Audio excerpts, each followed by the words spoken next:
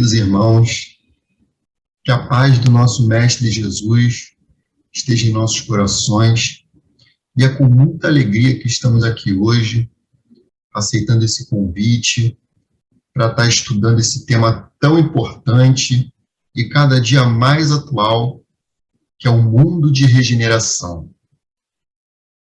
Então, antes de iniciarmos nossa reflexão sobre esse tema grandioso, vamos agradecer a Deus e a Jesus por mais essa oportunidade.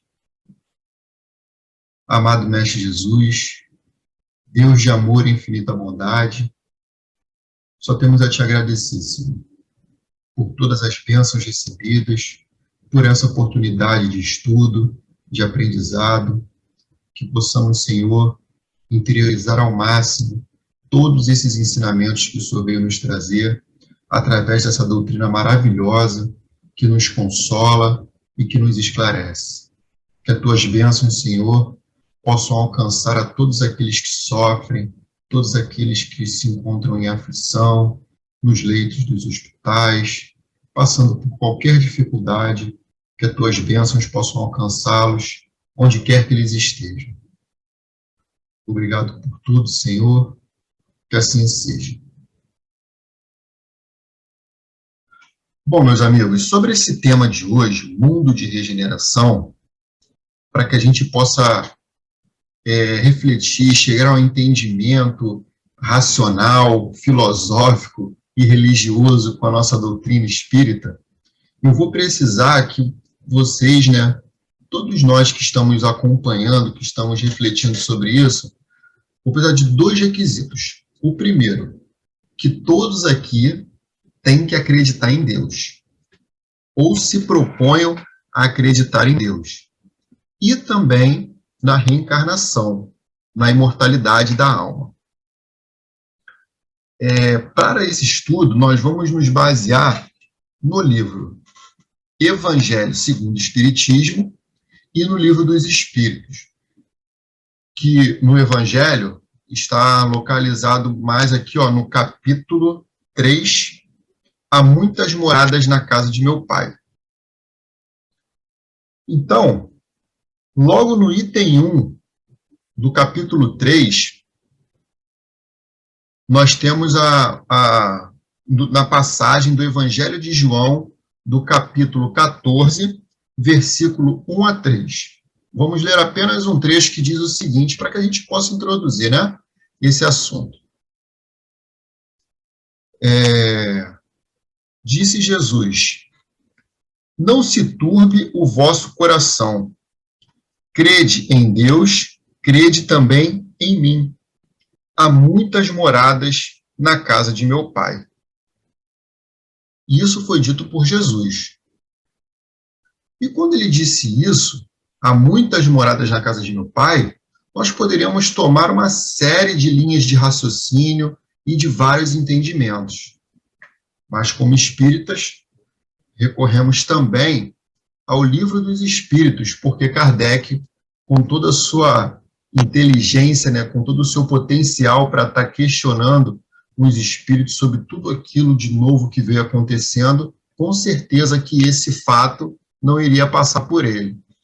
Então, no Livro dos Espíritos, na questão 55, Kardec pergunta aos espíritos, em cima desse assunto, há muitas moradas na casa de meu pai. Kardec pergunta na questão 55, no capítulo 1, no capítulo 3, na parte 1ª do Livro dos Espíritos. Ele pergunta o seguinte: são habitados todos os globos que se movem no espaço? Olha o que Kardec pergunta para os espíritos no século XIX. E os espíritos respondem: sim. E o homem terreno está longe de ser, como supõe, o primeiro em inteligência, em bondade e em perfeição. Entretanto, há homens que se têm por espíritos muito fortes e que imaginam pertencer a este pequenino globo o privilégio de conter seres racionais. Orgulho e vaidade julgam que só para eles criou Deus o universo. Ou seja, ficou aqui respondido que, muito pelo contrário, além da Terra, do planeta Terra não ser o único planeta, o único globo povoado, está longe de ser o mais inteligente dentre os outros.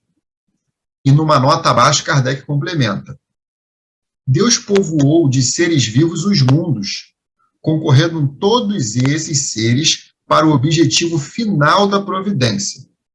Acreditar que só os haja no planeta que habitamos fora duvidar da sabedoria de Deus, que não fez coisa alguma inútil. Ou seja, é claro que Deus não fez um espaço desse infinito, cheio de astros, cheio de globos e estrelas, inutilmente, né? Continua ele dizendo: certo a esses mundos há de ele ter dado uma destinação mais séria do que a de nos recriar, recriarem à vista. Ou seja, é muito lindo o céu, é muito lindo o universo, mas ele não foi feito só para recriar as nossas vistas, só para que nós possamos olhar e contemplar tanta beleza. Não foi só para isso, né? Agora você imagina, no século XIX, onde se tinha muito mal a eletricidade, os espíritos responderem uma coisa dessa para Kardec. Com certeza, inteligente, pesquisador, educador, sempre enfrentando isso com muita razão, né? Então, realmente, todos os globos são habitados, mas são habitados por quem? Essa também era uma grande questão. Tudo isso, pessoal, antes da gente entrar diretamente no assunto de mundo de regeneração. É muito importante que a gente passe por essas partes do Evangelho e do Livro dos Espíritos. Então, ele já disse que muitos desses globos são povoados por espíritos evoluídos, mais evoluídos do que os homens que estão aqui povoando a Terra. E no Evangelho segundo o Espiritismo, ainda no capítulo 3, no item 3,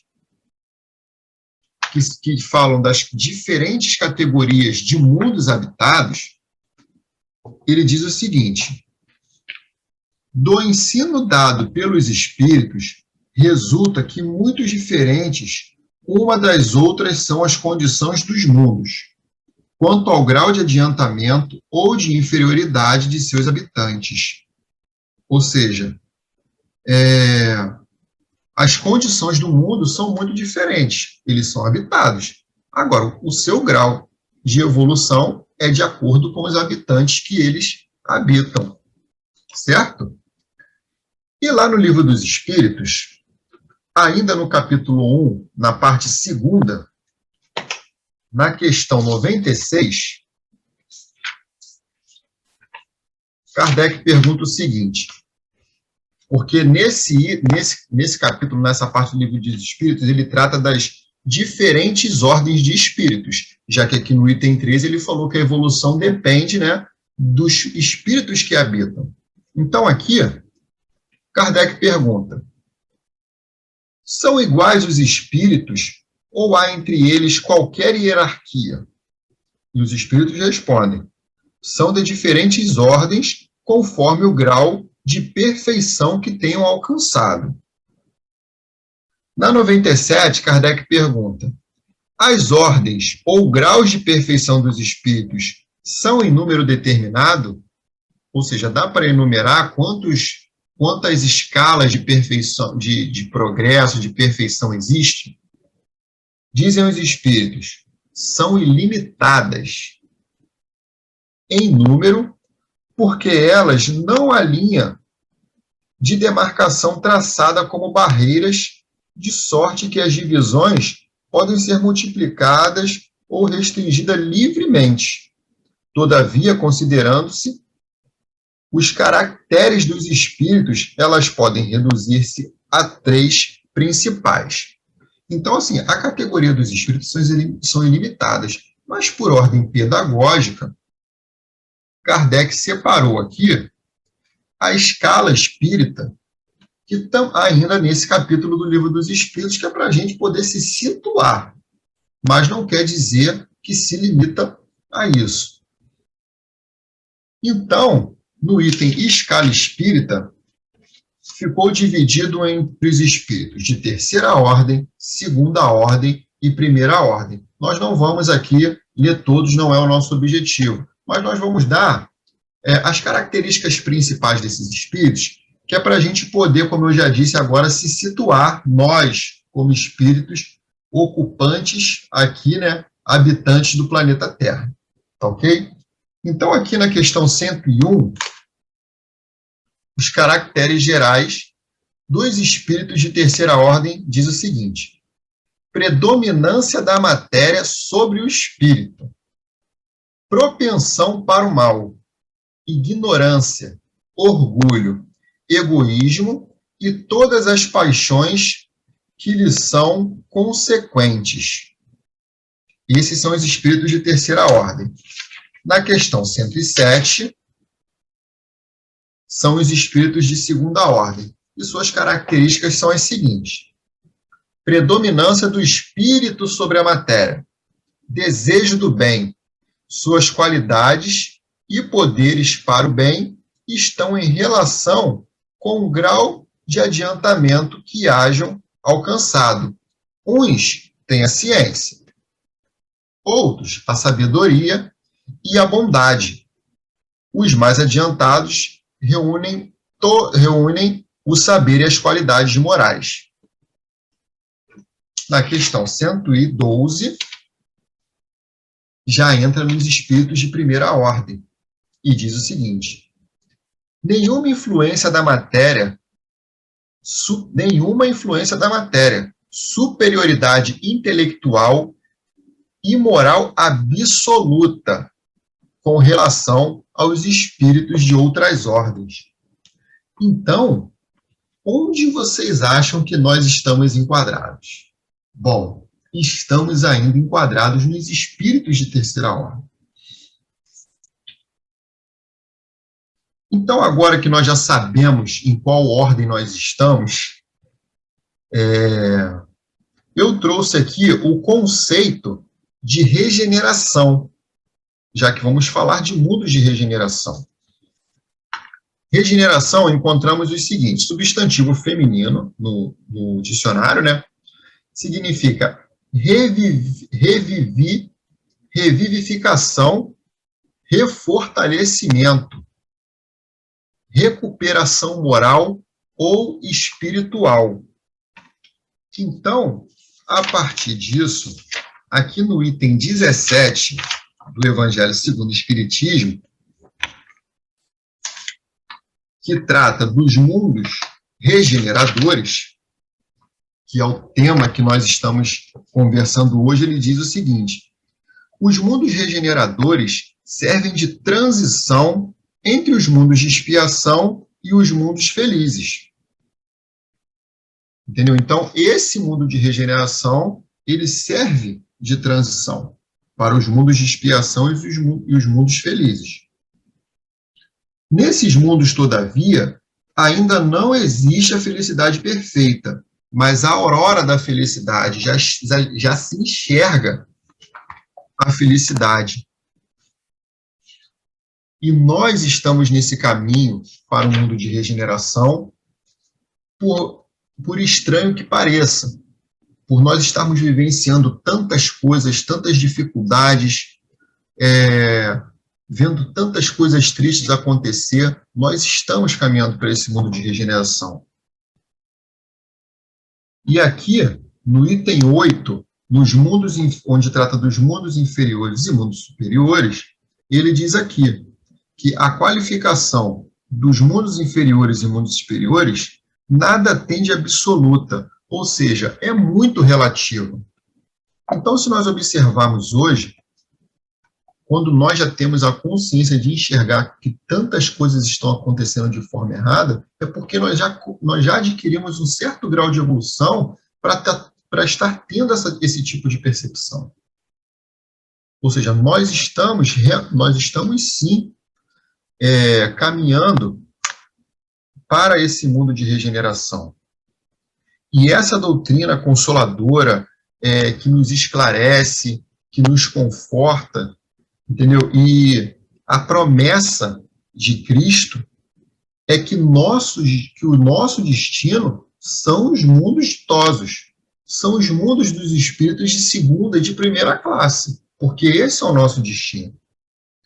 Porém, todos esses espíritos que habitam esses mundos, que já não são mais o de regeneração, mas são os mundos ditosos, todos esses espíritos também passaram pela fieira da ignorância, como nós estamos passando.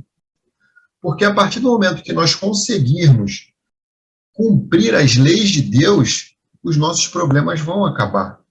A felicidade vai bater a nossa porta.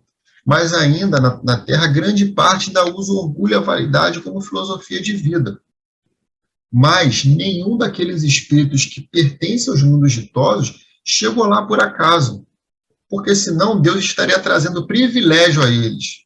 E não existem privilégios, não existem privilegiados no reino de Deus. Todos estão lá por mérito. E tem uma história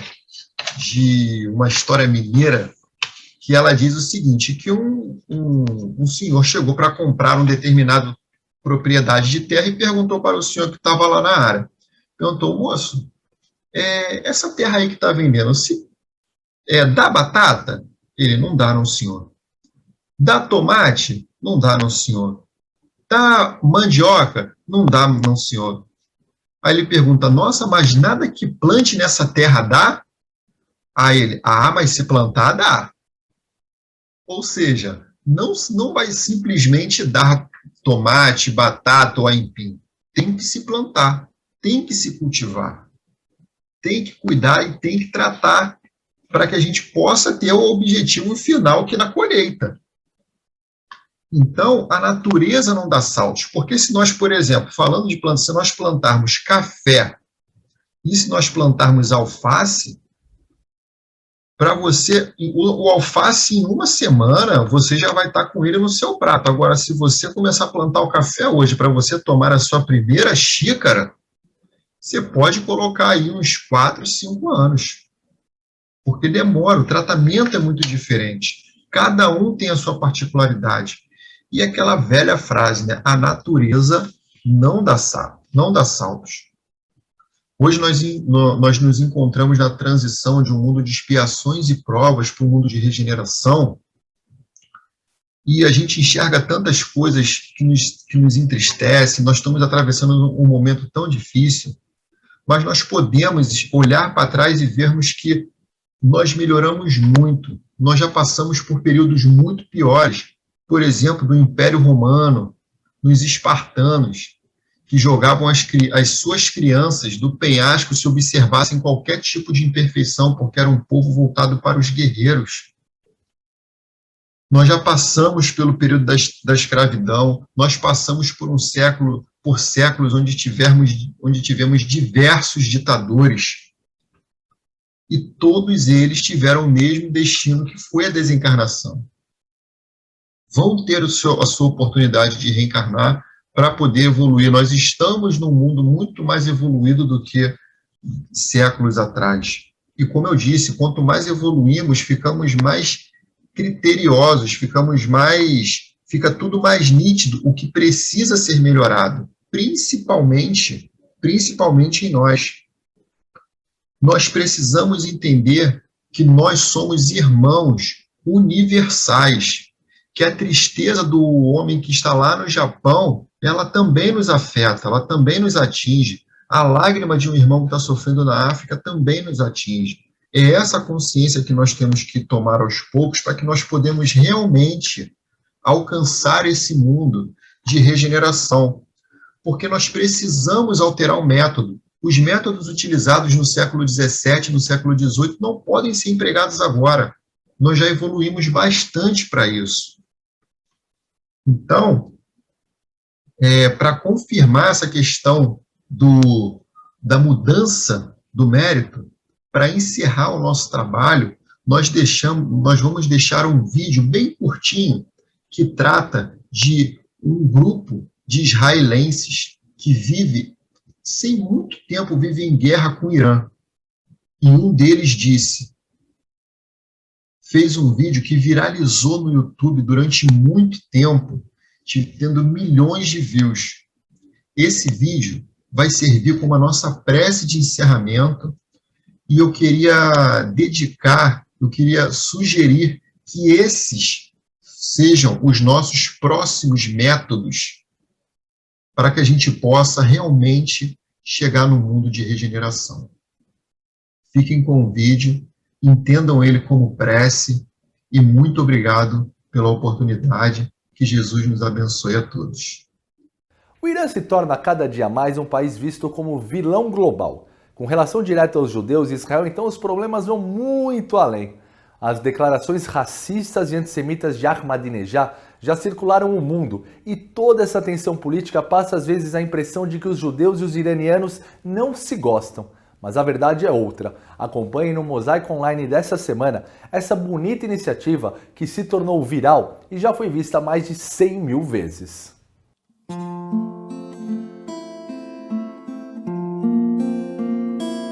To all the fathers. To all the mothers. To all children. To all the brothers And sisters. in Iran. For there to be a war between us. First, we must be afraid of each other. For there to be a war between us. First, we must hate. I'm not afraid of you. I do not hate you. We don't hate you. I don't hate you. I don't hate you. I don't hate you. We don't hate you. We don't hate you! I don't even know you. We never met an Iranian. Sometimes I see here on the TV an Iranian. He's talking about war. I'm sure he does not represent all the people of Iran. If you see somebody on TV who's talking about bombing you, Be sure he does not represent all of us. I'm not an official representative of my country. I'm a father and a teacher. I'm a student. I'm an artist. I'm an engineer. I'm an actress. I'm a physiotherapist. We mean you no harm. We love you. I love you. I love you. I love you. I love you. I love you. I love you. I love you. I want to meet you. And have some coffee. And talk about sports. Or about art. About music. About fashion. About cinema. About technology. About peace. Will be as one.